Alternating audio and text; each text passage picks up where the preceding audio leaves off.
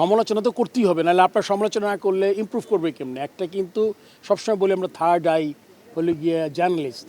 So journalist আপনারা যখনই আপনারা অসংলগ্নতা তুলে ধরবেন, সবসময় কিন্তু হেল্প করবে কাকে? যেই অর্গানাইজেশনের বিরুদ্ধে কথা বলবেন তাদের। সো মিথ্যা সংবাদ পরিবেশন করার দরকার নেই। আপনি সত্যিটা তুলে ধরেন, সমালোচনা করেন, যাতে গঠনমূলক সমালোচনা করে তারা ইমপ্রুভ করতে পারে ক্রিকেট বোর্ড। অ্যাচিভমেন্ট কিন্তু আপনি আমার কাছ থেকে নিয়ে নিতে পারবেন না, আমার ক্যাপ্টেন্সি দিতে পারবেন না, আমার চিফ সিলেকশন নিতে পারবেন না আমার কাছ থেকে, বিকজ এটা আমার নামের সাথে জুড়ে গেছে। সো যখনই কারো ব্যক্তিগতভাবে কোনো এজেন্ডা ভিত্তিক নিউজ করে তার চরিত্র হরণ করার চেষ্টা করেন, এটা আপনাদের সবার কাছে আমার অনুরোধ, এটা করবেন না। সাকিব আল হাসানের ব্যাপারটা আমি বলেছিলাম যে এইটা এখন যেই পর্যায়ে আছে বোর্ডের থেকে আমরা আমাদের পজিশনটা ক্লিয়ার করেছি।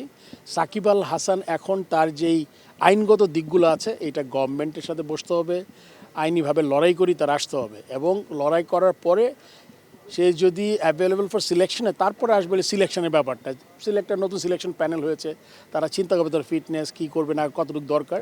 তবে Shakib is a player, is a brand, যেটা বাংলাদেশ ক্রিকেটে আমার মনে এখনও যে অবস্থায় সে আছে তাতে করে একটু ঝালাই করলে সে বাংলাদেশ টিমে খেলতে পারে। সবাই জানেন যে প্রেসিডেন্ট কেন গেছে দেশ থেকে, উনি ফ্যামিলির সাথে সময় কাটাতে গেছে।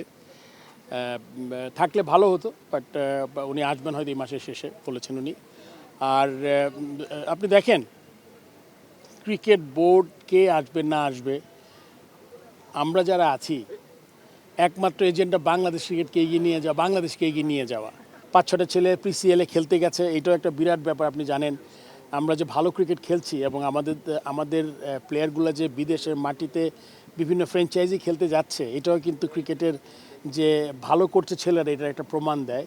ক্রিকেটে কে থাকলো কে না থাকলো এটা আমি খুব বড় ব্যাপার মনে করি না। আমি মনে করি ক্রিকেটটা ঠিক জায়গায় আছে কি না, ক্রিকেটের যেই আপনার যারা আসবেন তারা যদি এজেন্ডা ভিত্তিক না হয়ে শুধুমাত্র বাংলাদেশ ক্রিকেট প্লেয়ারদের নিয়ে চিন্তা করেন, তাহলে আমার মনে সবচেয়ে ভালো হবে।